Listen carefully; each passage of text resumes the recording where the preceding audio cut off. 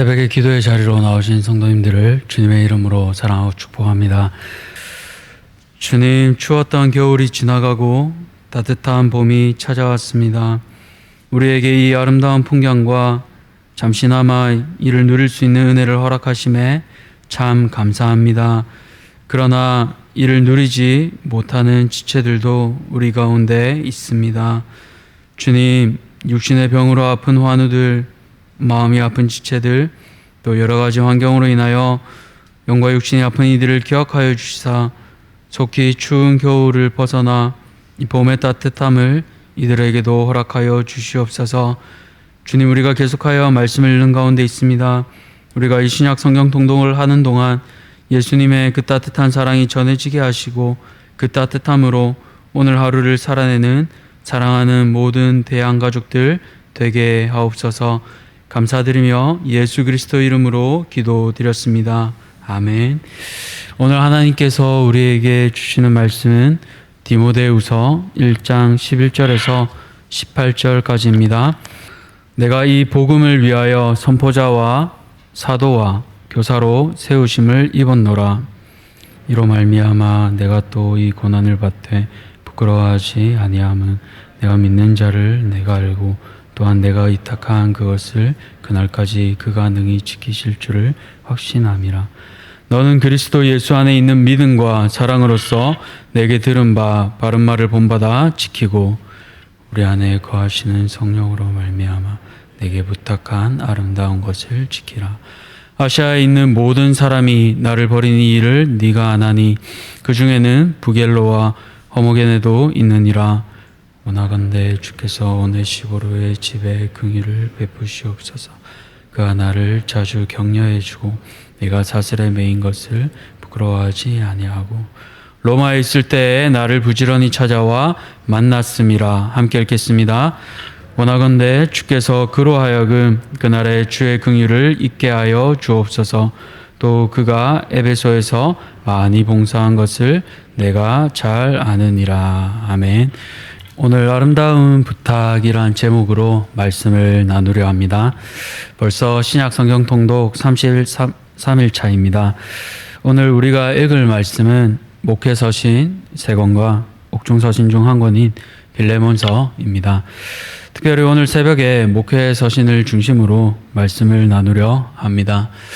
목회서신은 아시다시피 바울이 죽음을 앞두고 마지막으로 쓴 편지입니다.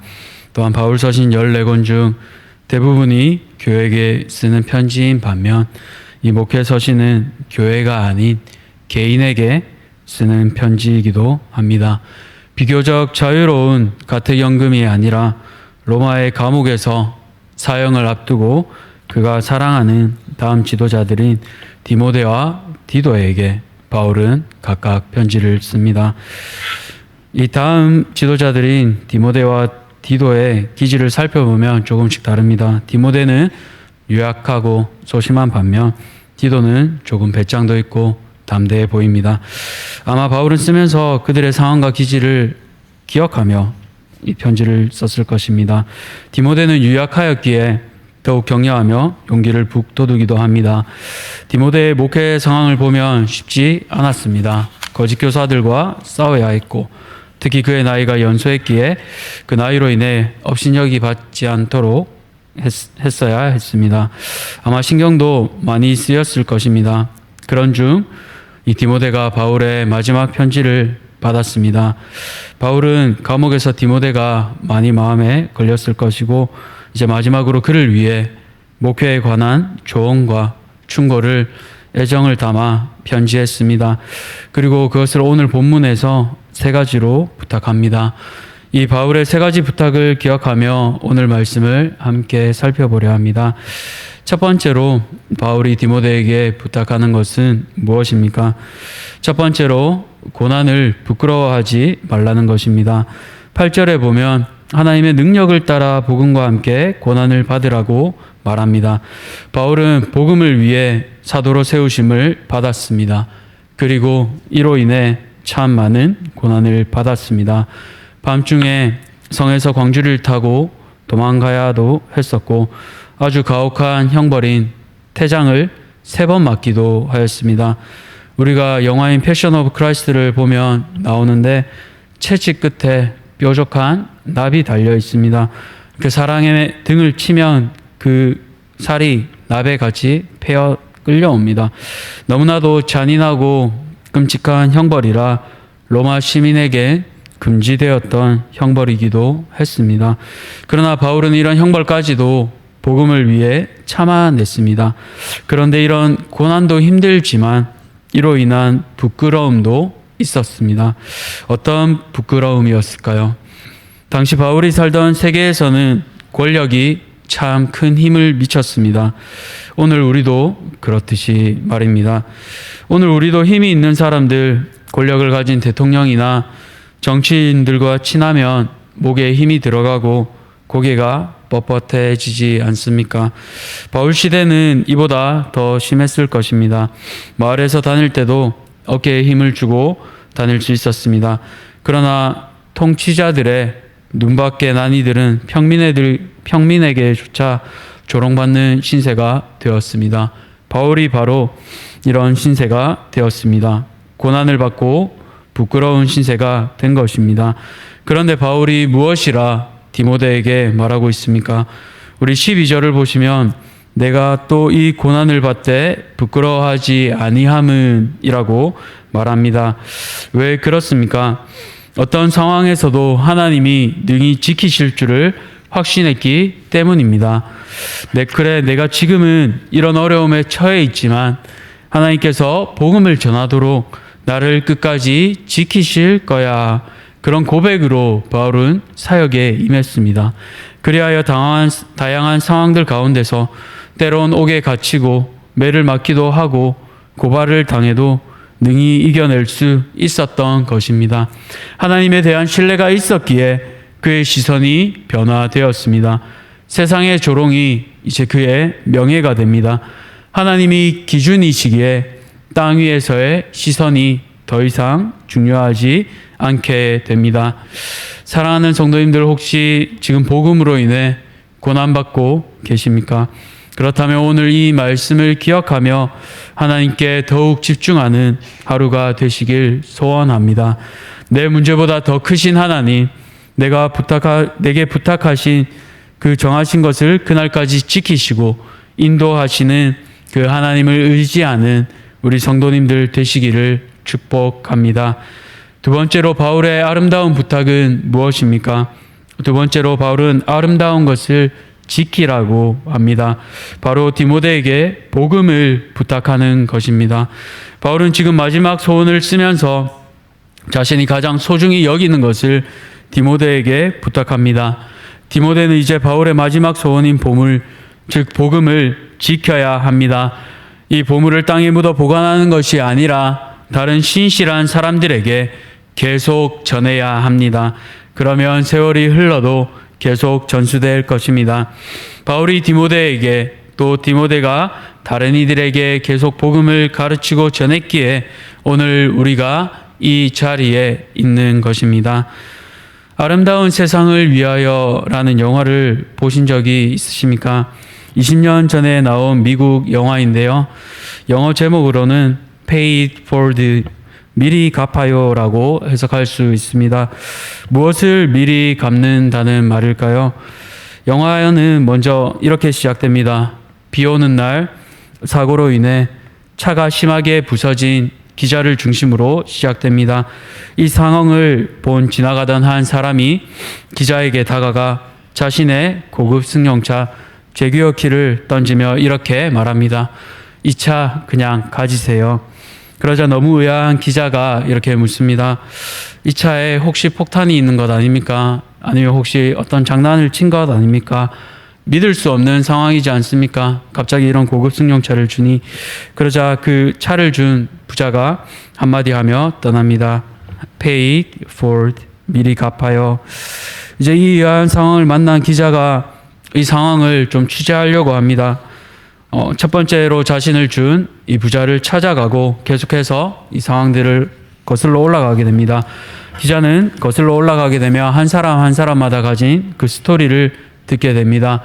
그 중에는 마약 중독자도 있었고 부자도 있었습니다. 또한 노숙자도 있었습니다. 이들은 나눔을 받으면서 삶이 조금씩 달라졌습니다.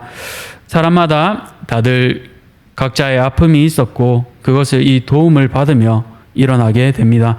이 일을 처음 시작한 이는 바로 중학교에 막 입학한 트레버라는 남자아이였습니다. 그는 과제로 세상을 바꿀 수 있는 방법을 찾고 이 아이디어를 가지고 실천에 옮깁니다. 자신이 가진 아이디어는 이러합니다. 먼저 처음으로 자기가 3명에게 도움을 줍니다. 그러면 또 그 사람들이 또 다른 3명에게 도움을 줍니다. 그러면 마치 다단계처럼 이것이 불어나서 온 세상이 아름답게 변할 거라 확신했습니다. 그래서 트레버는 집으로 오는 길에 마주친 노숙자를 집으로 초청하고 자신이 모았던 그 모든 용돈을 털어 이 노숙자에게 줍니다. 그뿐만 아니라 그 집에 자신의 집에 초청해 맛있는 음식도 대접합니다. 비록 엄마에게 혼나기는 하지만 이 노숙자는 트레버가 준 돈을 가지고 옷과 신발을 사고 일자리를 구하게 됩니다. 그리고 이 노숙자가 또 다른 이들에게 도움을 주기 시작하고 이제 이 영화의 시작에 나왔던 그 기자에게까지 이 사랑이 흘러간 것입니다. 최초의 한 사람이 다른 사람에게 아무 조건 없이 사랑을 베풀자 세상이 아름답게 변하기 시작한 것입니다. 복음도 이와 같지 않습니까? 예수님께서 12제자를 택하시고 또 그들이 또 다른 이들을 키워 복음이 흘러가자 지금 이 자리에 있는 우리에게까지 이 복음이 전해졌습니다. 사랑하는 성도님들, 오늘 나는 누구에게 또 어떻게 이 복음을 부탁하시겠습니까? 자녀에게 부탁하시겠습니까? 아니면 사랑하는 손주들에게 이 복음을 부탁하시겠습니까? 그렇게 이 귀한 믿음을 전해주기 위해 또 무엇을 하시겠습니까? 오늘 기도하시는 가운데 우리 안에 거하시는 성령께서 깨닫게 해주시기를 소원합니다. 기도의 자리에서 한번 여쭈어 보시면 좋겠습니다. 성령님, 제가 오늘 이 복음을 누구에게 흘러가게 해야 할까요? 또 어떻게 해야 할까요? 알려주십시오. 그리고 행하게 해주십시오. 이렇게 함께 기도하시면 좋겠습니다. 마지막으로 바울의 부탁 중 하나는 말씀 사역자를 위한 격려입니다. 바울이 이런 아름다운 부탁을 할 수 있도록 힘을 주는 이가 있었습니다. 바로 오늘 본문의 오네시보로입니다. 15절을 보시면 부겔로와 허모게네를 포함한 아시아에 있는 모든 사람이 바울에게서 돌아섰습니다. 이는 문자적으로 모든 사람이라기보다는 바울의 상황이 얼마나 어려웠는지를 강조하는 표현으로 볼 수 있겠습니다. 바울이 감옥에 머무르고 재판 기간 동안 많은 이들이 바울을 변호하는 일을 거부하고 증언하지도 않으려 했습니다. 바울과 함께 엮이면 자신의 상황이 어려워지기 때문입니다. 생각해 보십시오. 사역할 때는 함께 말씀 듣고 성경 공부하고 자신의 그 아픔들을 나누고 울고 웃으며 함께 기도했던 이들이 이제는 사역자인 바울을 모르는 척 해버리는 것입니다. 감옥 속에서 노년의 바울이 얼마나 마음이 어려웠을까요? 그런데 이런 바울을 돕는 이가 바로 오네시보로였습니다. 오네시보로의 이름 뜻은 유익을 주는 사람이란 뜻입니다. 바울이 모든 동네에서 외면받고 바울을 아는 척하면 왕따가 되고 불이익을 받을 수 있는데도 오네시보로는 외면치 않고 오히려 바울을 자주 찾아갔습니다. 가까운 곳도 아닌 에베소에서 로마까지 배를 타고 가려면 적어도 몇 주가 걸렸을 것입니다. 그런데 오네시보로는 가까운 곳도 아닌 에베소에서 로마까지 그 일을 한 번도 아니라 자주 행했습니다. 그렇게 고생스럽지만 감옥에 갇힌 사도 바울을 기억하며 오네시보로는 바울에게 힘이 되어주고 바울을 격려했습니다. 김남권 시인의 시 한 편이 있는데요. 꼭 오네시보로와 같아서 이 시를 한번 나누고 싶습니다. 당신이 따뜻해서 봄이 왔습니다. 라는 시입니다. 당신이 따뜻해서 봄이 왔습니다. 당신이 마음이 머문 자리마다 꽃망울이 터지고 당신의 손길이 머문 자리마다 이파리가 돋아납니다. 당신이 따뜻해서 봄이 왔습니다. 로마 감옥에 갇힌 바울에게는 오네시보로의 방문이 마치 추운 겨울, 따뜻한 봄의 꽃향기와 같았을 것입니다.